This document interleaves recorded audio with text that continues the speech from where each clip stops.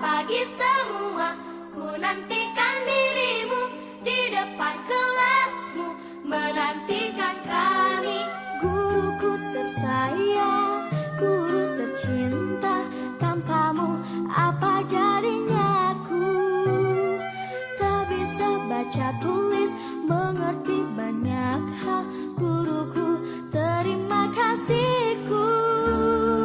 Nyatanya diriku kadang buatmu marah, namun segala maaf kau berikan. Oke, dan inilah tempat saya melaksanakan kuliah.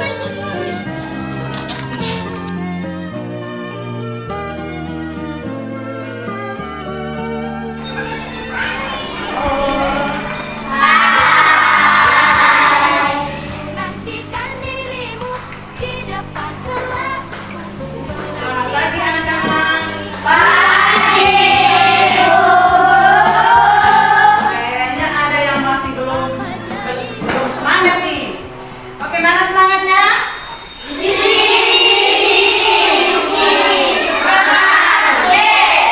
semangat lagi. Lagi semangat lagi.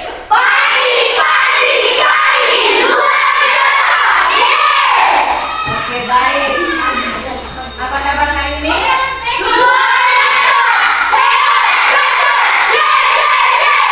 Iya, luar biasa. Ternyata semuanya masih sehat ya. Oke, baik anak-anak. Supaya kita dapat memulai dengan pelajaran, berarti kita harus buat apa anak-anak? Kita harus berdoa. Kita harus naikkan syukur kita kepada siapa? Agar proses pembelajaran kita boleh berjalan dengan baik. Tapi ada satu hal lagi anak-anak. Berdoa bukan berarti cuma datang di sekolah baru kita berdoa ya, tapi di rumah, dari rumah mau ke sekolah kita doa, sebelum tidur harus doa ya. Bisa? Siapa yang bisa lakukan itu? Semua ya. Luar biasa, itu namanya anak Tuhan. Oke, sekarang ibu panggil ini, pimpin kita dalam doa. Ayo, siap, berdiri di depan, lalu ini doa ya. Ya.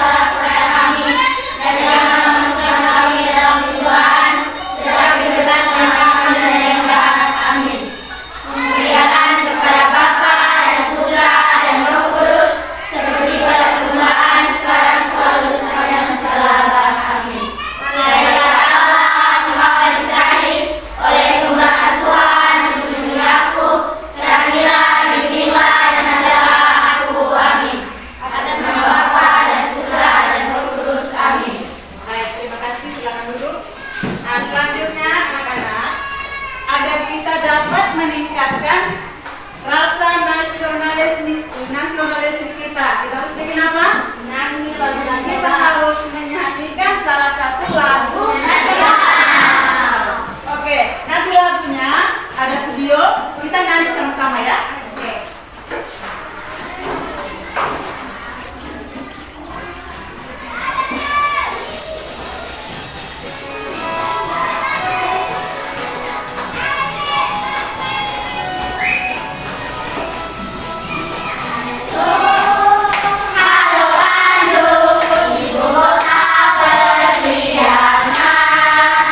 Halo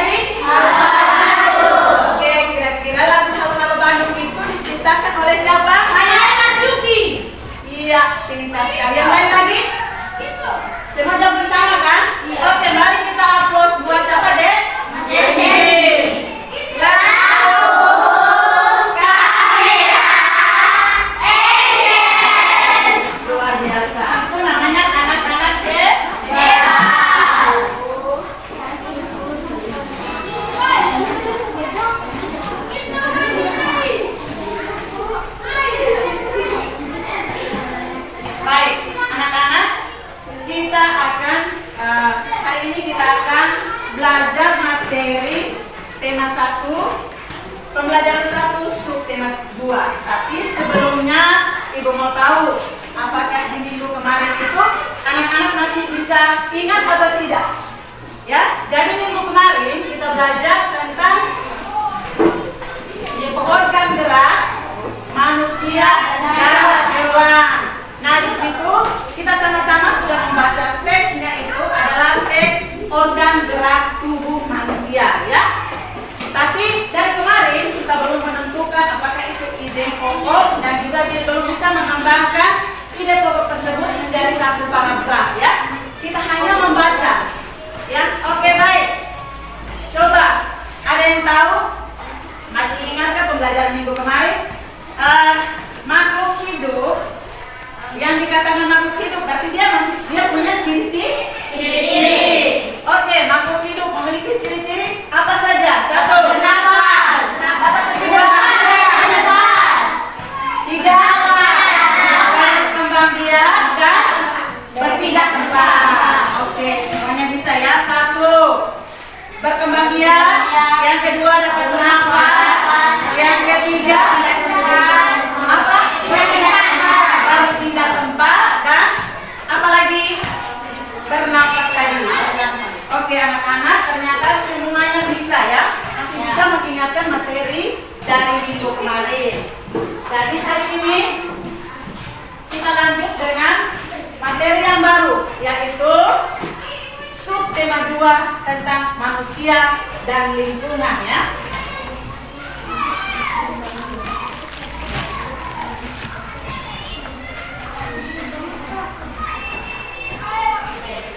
Mari anak-anak.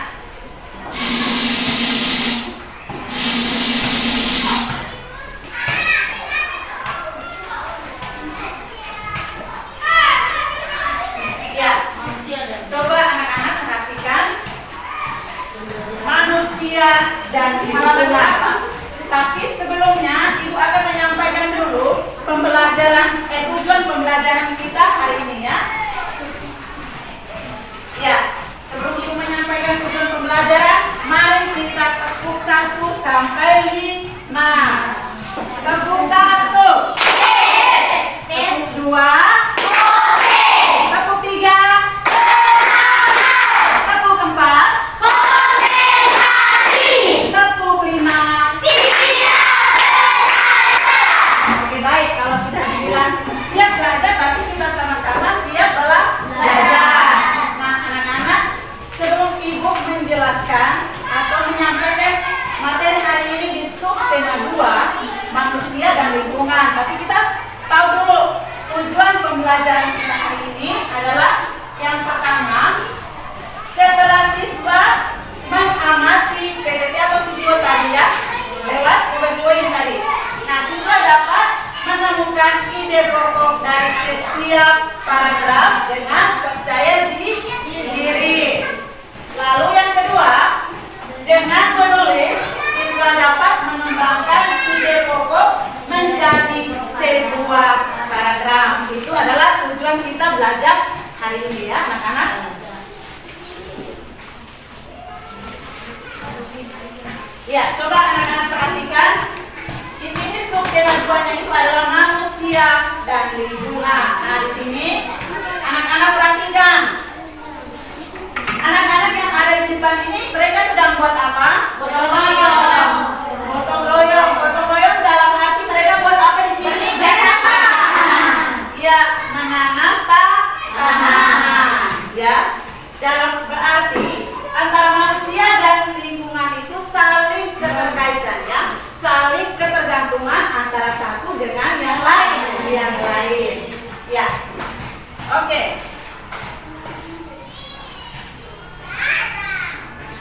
Ya, jadi di sini manusia dan lingkungan. Coba perhatikan di sini, manusia dan lingkungan itu artinya bahwa relasi manusia dan lingkungan merupakan hubungan saling timbang balik atau saling ketergantungan tadi. Satu tidak bisa hidup sendiri, ya. Ya, misalnya tumbuh-tumbuhan dia juga atau tanaman-tanaman dia juga membutuhkan apa? Manusia untuk melestarikan tanaman-tanaman tersebut. Ya, begitu juga sebaliknya, ya anak-anak. Jadi tidak di manusia dan lingkungan itu harus sama-sama bekerja sama. Misalnya di tetangga kita kan pasti ada orang lain ya, ada orang lain yang ada di sekitar kita. Nah dari situ kita harus menciptakan suasana yang bagaimana? Suasana yang bagaimana? Suasana yang baik, hidup rukun, sehingga hubungan kita dengan lingkungan itu menjadi baik. Anak-anak, tadi Ibu sudah sampaikan bahwa materi kita hari ini adalah tema 1, pembelajaran 1, subtema 2. Nah, subtema 2 tadi manusia dan lingkungan sudah Ibu jelaskan tadi kan. Nah, sekarang kita masuk mengenai ide pokok yang kita belajar hari ini ya, mengenai ide pokok dalam sebuah paragraf atau ide pokok dan ide pendukung dalam satu teks. Nah, di sini juga ada video pembelajaran, nanti kita sama-sama nonton. Setelah itu ada pertanyaan-pertanyaan yang harus anak-anak bekerja ya.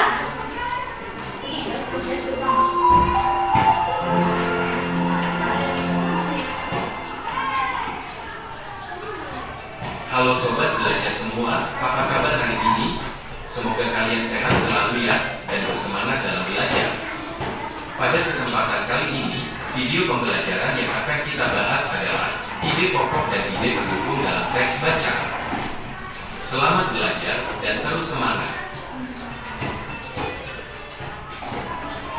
Ide pokok adalah masalah utama yang dibahas dalam suatu paragraf.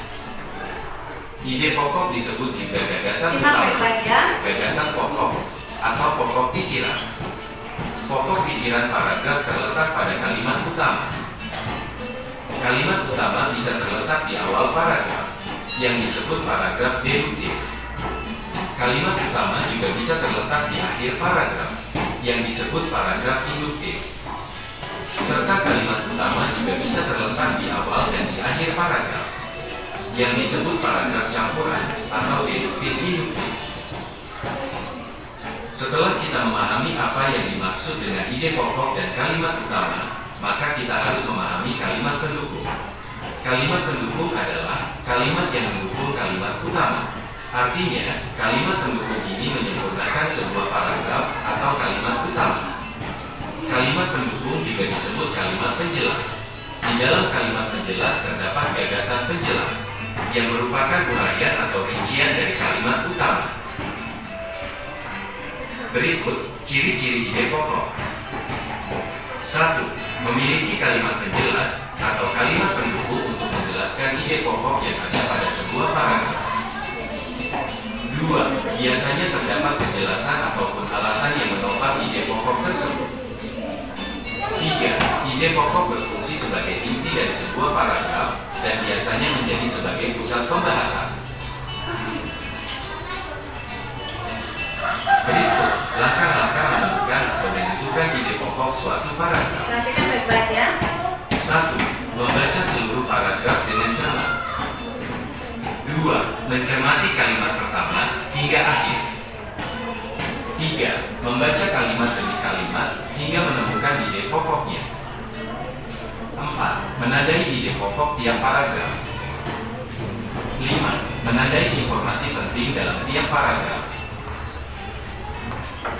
Contohnya, perhatikan paragraf. Ya.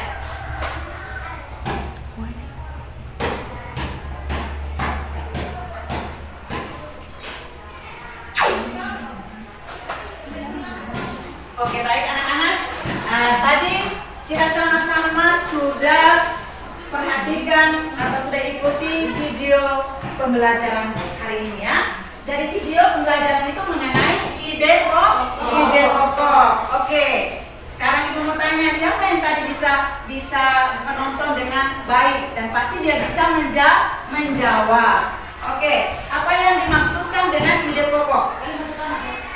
Ya, selain kalimat utama, Kalimat jelas. kalimat penjelas, selain itu apa lagi? Kalimat pendukung. Kalimat pendukung.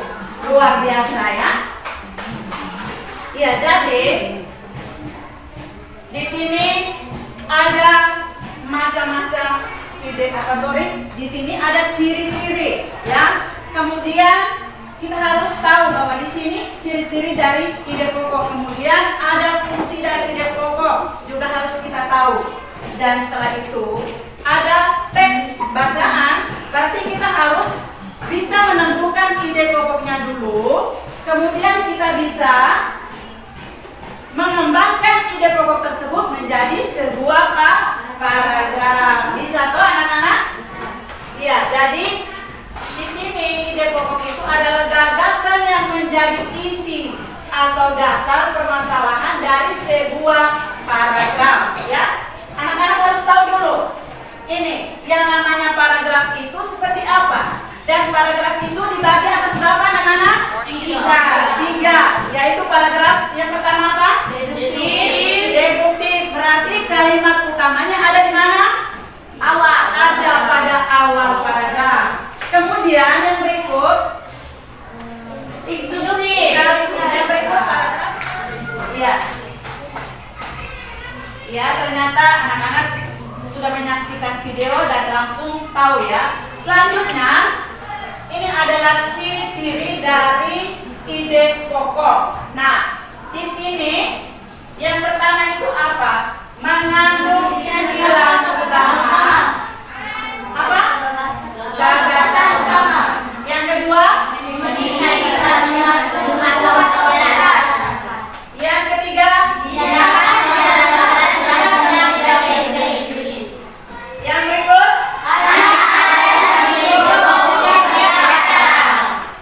Yang berikut lagi?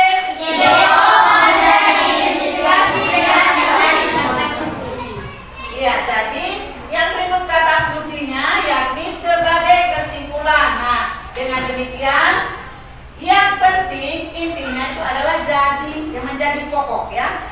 Jadi anak-anak kalau misalnya kalimat utama itu dia bersifat apa coba? Siapa yang bisa? Kalimat utama bersifat apa? Umum. Bersifat umum. Ya, kita kasih aplaus dulu buat Ariel. Lalu kata paragrafnya itu yang kita tahu bahwa paragraf 1, 2, 3, 4 dan seterusnya itu kita lihat di mana?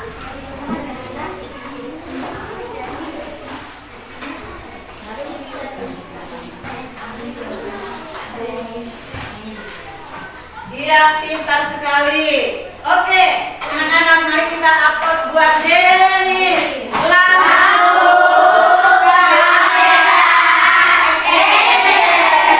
nah, ini yang kita tahu bahwa di sini letak dari sebuah paragraf itu adalah 5 spasi masuk ya, spasi masuk ke dalam. Nah, ini yang disebut paragraf.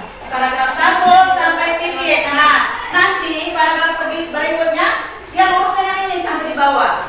Ya? Bisa paham sampai di sini anak-anak? Bisa.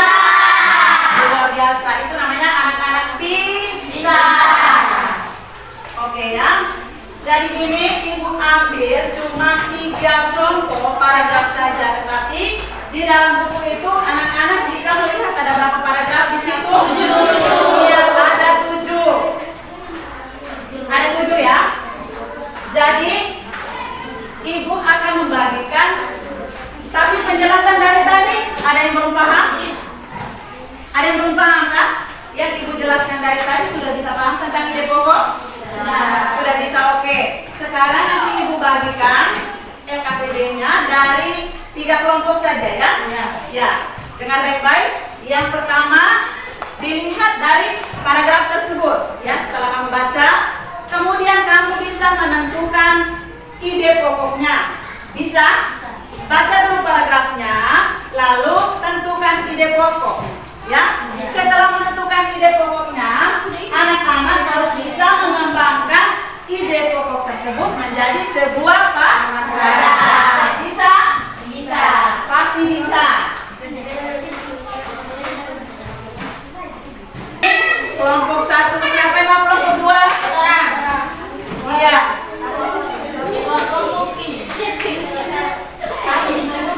Ya, kelompok 3. Oke, dengar dulu, tepuk diam.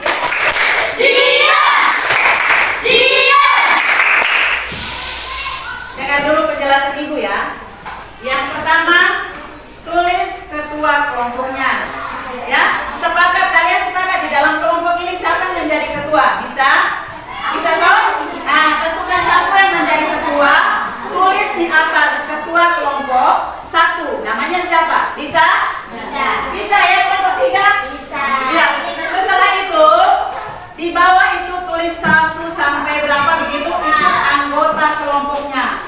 Nah, ketua kelasnya yang tulis sampai di sini jadi ketua kelas. Sorry, ketua kelompok.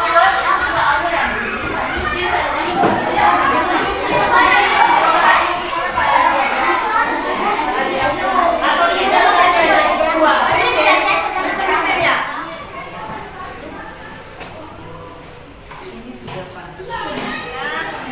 Bisa. Sudah kasih posin saja taruh dulu. Luar biasa. Perkenalkan kelompok ketua. Yang lain dia. Ketua kelompok adalah Arif.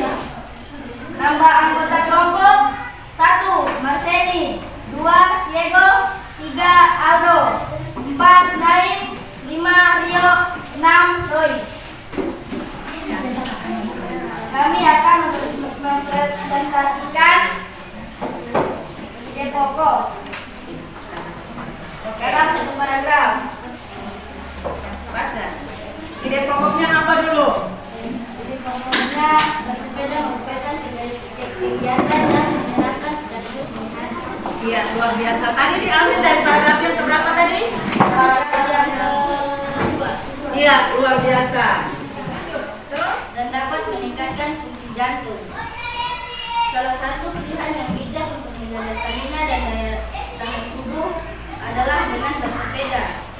Hal ini akan membuat kamu selalu bugar dan berenergi setiap hari. Iya. Suaranya dong, besar dikit dong. Ketua kelompok Aurel 5 kota, 1 Peri, 2 Res, 3 Ocha, 4 Jennifer, 5 None, 6 Budi.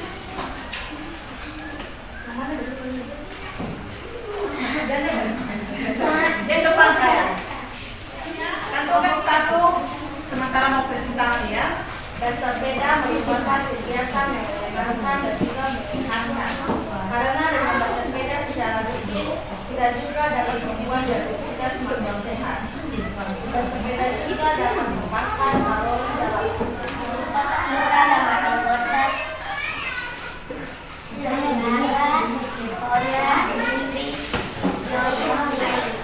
Oke. Terus ide pokoknya mana?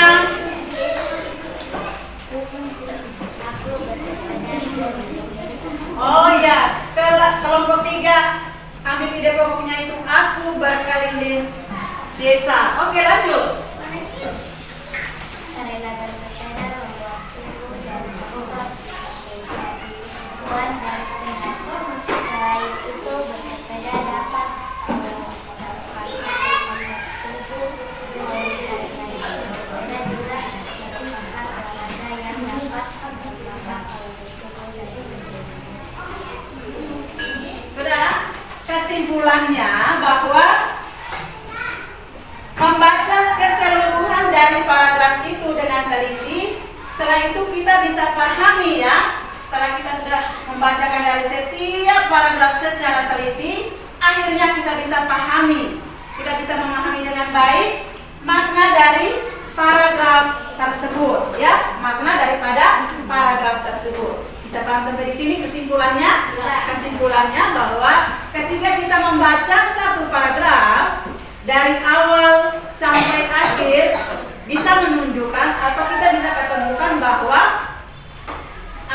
kita bisa menemukan dia solusi yang terbaiknya atau kalimat yang baik menjadi sebuah paragraf ya. Kita bisa pahami makna daripada paragraf tersebut seperti tadi ya. Ya, bersepeda dapat mengencangkan otot-otot tubuh, dan bersepeda kita hanya melibatkan bagian kaki saja ya. Bahkan banyak orang yang menganggap bersepeda hanya dapat mengencangkan otot-otot bagian betis dan paha saja. Namun sebenarnya bersepeda itu merupakan latihan fisik, hampir melibatkan setiap bagian tubuh ya. Jadi dengan kita berolahraga menggunakan sepeda, maka dapat menggerakkan seluruh otot bagian tubuh ya. Kalau seandainya kita tidak bisa bergerak lagi, itu berarti kita itu ada orang yang kendalanya sakit apa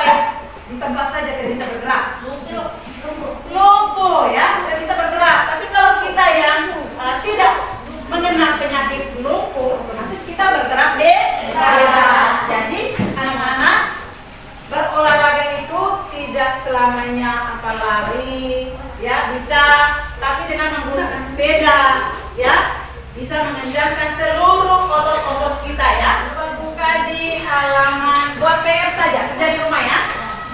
Buka di halaman yang ada teksnya, teks bacanya coba.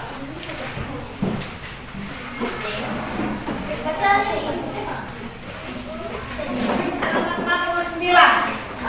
Buka di halaman 69. 69 ya. Di halaman 69 coba hitung semuanya ada berapa paragraf? 8. Iya, ternyata kamu sudah bisa menentukan, oh ini namanya paragraf. Jadi 8 paragraf ya. Ini kerja individu ya, kalau pulang itu nggak usah kelompok lagi. Ya, kerja individu tahu tidak individu kelompok 3? Kelompok 3 tahu tidak?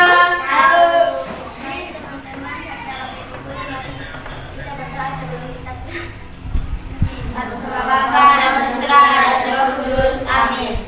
Tuhan